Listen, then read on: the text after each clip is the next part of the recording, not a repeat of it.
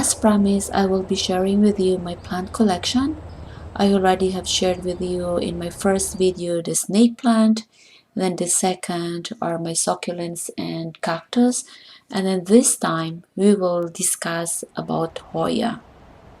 Hoya is one collectible plant not only because of its unique, fragrant, and very distinct flower, but also because of its foliage. So for the first part, I will show you the different species that I have, and then in the second part, I will share with you some care tips.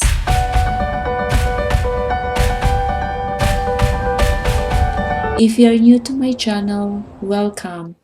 Feel free to press the subscribe button below so you can join me in my journey with my plant collection and we can learn together. For those who are coming back, thank you.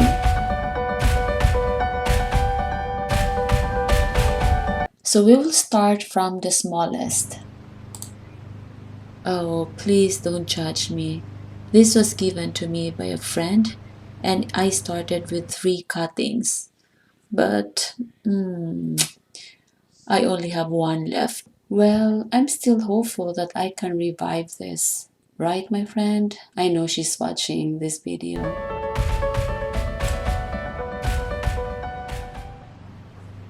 Next is this heart-shaped Hoya. It is also called a sweetheart Hoya.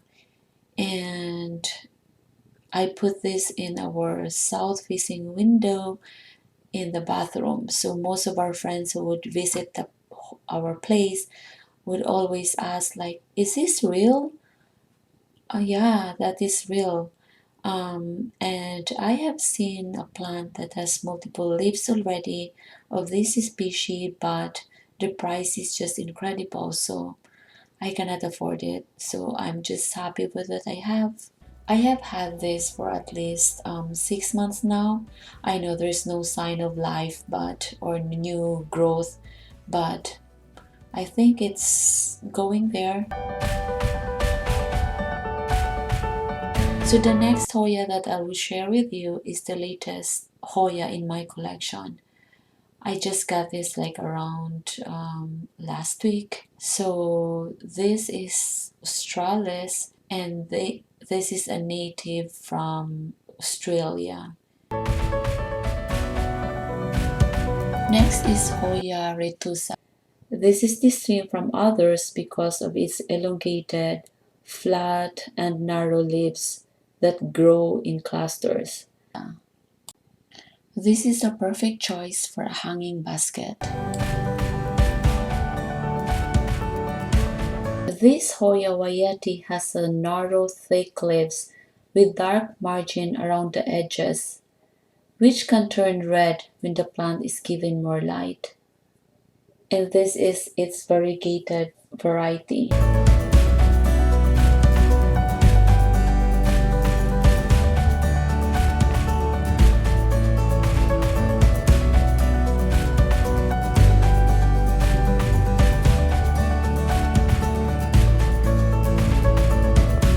There is a very interesting variety of Carnosa, and this is the Carnosa Compacta. It has a twisted, waxy leaves that looks like a rope. This is also known as Hindu rope Hoya. I'm guilty of not taking care of this plant. I got this from Home Depot like on an 8-inch pot. It was so full, but I was just starting to take care of Hoya at that time. It suffered from root rot, but I was able to save some of it, so I transferred the savable plant in the terracotta. And then last spring, I was so excited to bring it outside, but I did not realize that I put this one in a place where it is exposed to sunlight up to 10 o'clock, so the leaves were born. So I have to transfer it again to another place, but yeah, I hope this will be happy again. Another one happy Hoya is my pubicalyx. Its leaves are often mottled with flecks of silvery variegation, and depending on how much light it receives, the stem can take on shades of purple.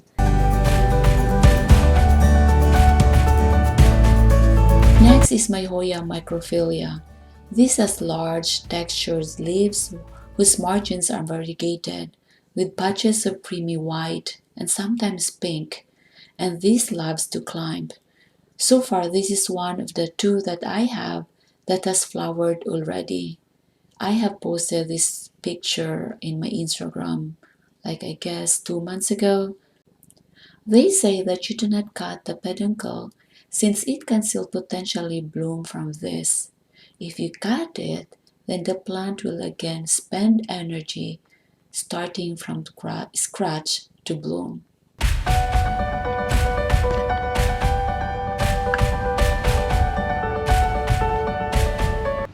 Next is the Variegated Crimson.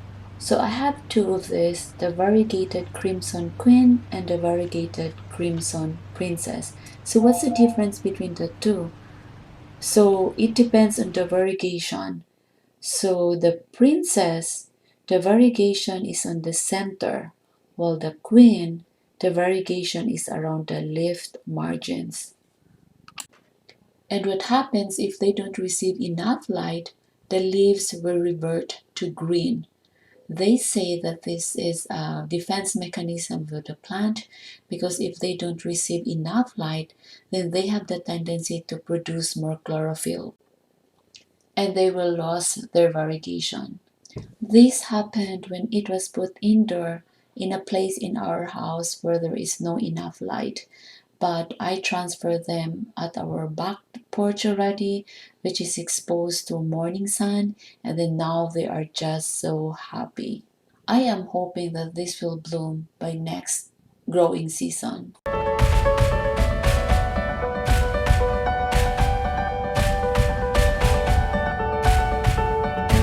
Last but not the least is my Hoya Bilobalta. This is known to have the smallest flower in the Hoya family, but it will bloom year-round. It has pinkish flower and it's so tiny, and as you can see, this has given me multiple tiny flowers already. I have another pot of this, but then I put it indoor facing south window, but it is not exposed to direct sun. So I have noticed that the leaves just react to sunlight. As you can see, this one at the back porch, which receive morning sun, the leaves turn purplish or pinkish, while the one that is indoor, the leaves are just green and no flower.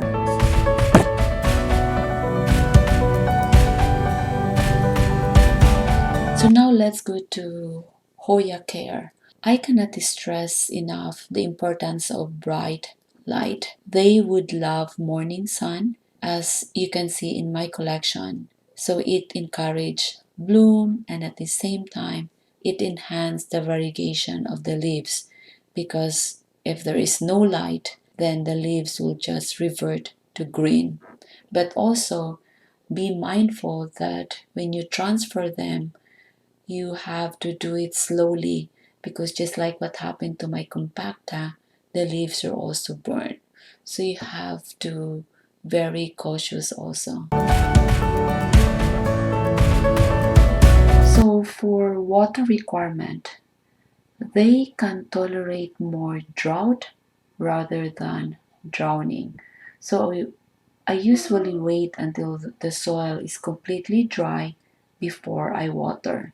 In my case, I usually do it like once a week. And you can tell, if you are used to your pots already, you can tell that when you hold the pot, it is just so light. If you have to compare it, I usually treat them like a succulent.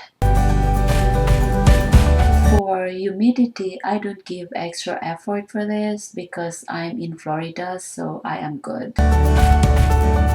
Hoyas are known epiphytes, so they usually would like a mixture of well draining soil. So in my case, I use a mixture of succulent mix, perlite, and I add worm casting. They prefer to be root bound, but in this case, I have noticed that this growth has been stagnant and the soil doesn't absorb water anymore.